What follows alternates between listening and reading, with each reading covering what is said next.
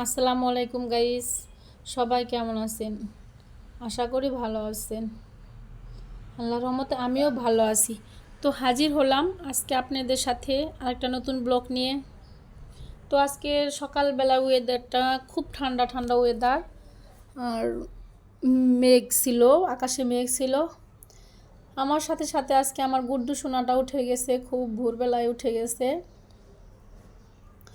তো সকালবেলা ডিম আনছিল, বাবুর জন্য দেশি মুরগির ডিম আনছিল। এক খালা এনে দিয়ে গেছিলো কালকে রাত্রে। আমি নিচে আমার এক খালা বিক্রি করে ডিম, দেশি মুরগির ডিম, সেগুলাই কি এনে আমি ভালোভাবে ধুয়ে নিলাম। সাথে রুটি বানায় এইতে আসলাম। আর তার আগে আমি বাবুর ফিটার ফ্লাক্সে পানি গরম করে ধুয়ে নিয়েছি। সাথে হালকা পাতলা রুমটা একটু ঝাড়ু দিয়ে নিয়েছি।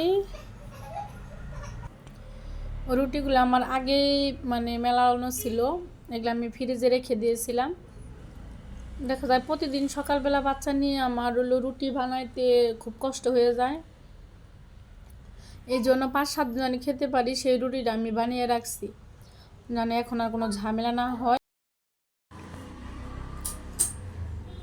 সাথে তো একটু ভাজি করে নিতেছিলাম, মিষ্টি লাউ ভাজি, আর বাচ্চাদের জন্য ডাউল। আমরা একটু ঝাল টাল খেতে পারি, বাচ্চারা তো খেতে পারে না, এই জন্য দেখা যায় ওদের জন্য সবসময় আলাদা কিছু করে নিতে হয়। যাই হোক, সকালবেলা বাবুর আব্বুকে খাওয়াই দিয়ে ও দোকানে চলে গেল। আমি তো আসলাম প্লেটগুলো, খাবার খাওয়ার পরে প্লেটগুলো যে নোংরা হয়েছে সেগুলো একটু পরিষ্কার করতে আসলাম।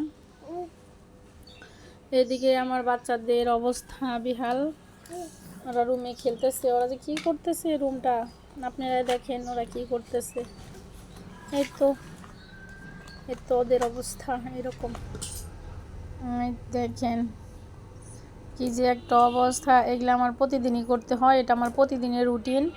মানে এক বস্তা খেলনাও প্রতিদিন ঢালবে, প্রতিদিন আমার উঠাইতে হবে। আর ওরা মেয়েটা আজকে বাসায়, এই জন্য আর কি আরও বেশি বাসার মধ্যেই হচ্ছে। যাই হোক, এখন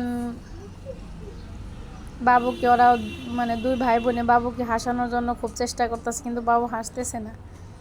বাবু একটু বড় ভাইটাকে দেখে বেশি ভয় পায়। বড় ভাই তো একটু ঝামেলা করে, আদরের থেকে দেখা যায় একটু মায়ের ধরি বেশি করে। ওদেরকে ওইখানে বসায় রাখে আমি আসছি খেলনাগুলো গুছিয়ে নিতে। খেলনাগুলো গুছানো হয়ে গেছে, এখন বিছনা ঝাড়ু দিয়ে নিব। এগুলা গুছাইলে কি হবে, বাচ্চা এখন গুছাইবো, দেখা যায় 10 মিনিট পরে আবার সেই একই অবস্থা, গুছিয়ে ঠিক রাখতে পারি না। বাচ্চাদের রুম তো এরকমই হয়। তারপরেও যতটুকু পারি চেষ্টা করি আর কি রুমটাকে একটু গুছিয়ে গাছিয়ে রাখার জন্য। জানি না কতটুকু পারি, তবে চেষ্টা করি পারি করতে।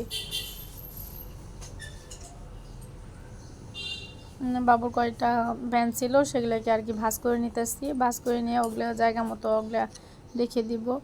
তো বাবুকে কুলে নিয়ে, বাবু একটু কান্নাকাটি করতেছিল, বাবুকে কুলে নিয়ে আমি রুমটা ঝাড়ু দিয়ে নিতেছিলাম। বাসায় আসতে এক মেহমান আসছে, ওকে নিয়ে আবার হসপিটালে যেতে হবে, এই জন্য রুমের কাজগুলো সমস্ত কিছু আগে গুছিয়ে নিতেছিলাম। আর ছোট বাবুর কানে একটু সমস্যা, কানের সমস্যা বলতে ওখানে শুধু কানে কেমন জানি চুলকায় মনে হয়, কিন্তু এমনি ময়লা টলা কিছু দেখি না। পরে বললাম, ভাবতেছি যেন হয়তো বা ভিতরে কোনো কিছু থাকতে পারে, সেজন্য ওকে নিয়েও যাব, হসপিটাল যাব। এই তো বাবুরা খাইতেছে, রুটি ছিল, রুটি খাইতেছে। একটু মোটামুটি হালকা পাতলা একটু রুমটাকে একটু গুছিয়ে নিলাম। এখন এই গুছটা কতক্ষণ থাকবে আমি ঠিক জানি না, তবে হালকা পাতলা একটু গুছিয়ে নিলাম।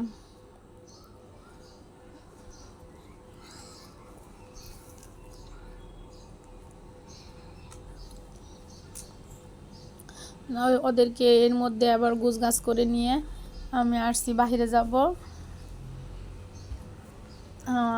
এলাকায় থেকে আমার মা আসছে, ওকে নিয়ে হসপিটালে যাইতেছি আমি। আমার মার সমস্যা, দেখি এখন ডাক্তার কি বলে। এই তো হসপিটালে চলে আসলাম আমরা, এখন উঠতেছি। হসপিটালে ঢোকার পথে এত বাতাস, এত পরিমাণ, গেটের সামনে বাতাস, খুব বাতাস।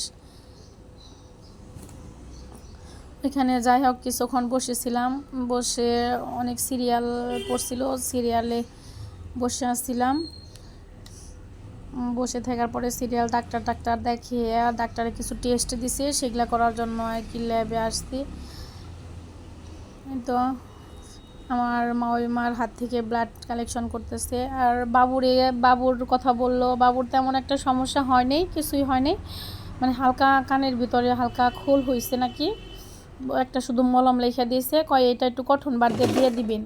আর এমনি আল্লাহর রহমতে কোনো, যতটুকু ভয় পাইছিলাম বাবুকে নিয়ে ততটা সমস্যা হয়নি। এই তো হসপিটাল থেকে দেখলাম হসপিটালের সামনে আন্দোলন হতেছে, ছাত্রছাত্রীরা ৭১ আন্দোলন করতেছে। যাই হোক হসপিটালের সামনে একটা ভিক্ষুক ছিল, আমার সামর্থ্য অনুযায়ী আমি তাকে কিছু দিলাম। তো আপনারাও আপনাদের সামর্থ্য অনুযায়ী যাই কিছু পারেন ওনাদের দিয়ে সাহায্য করবেন। ভালো থাকবেন, আল্লাহ হাফেজ।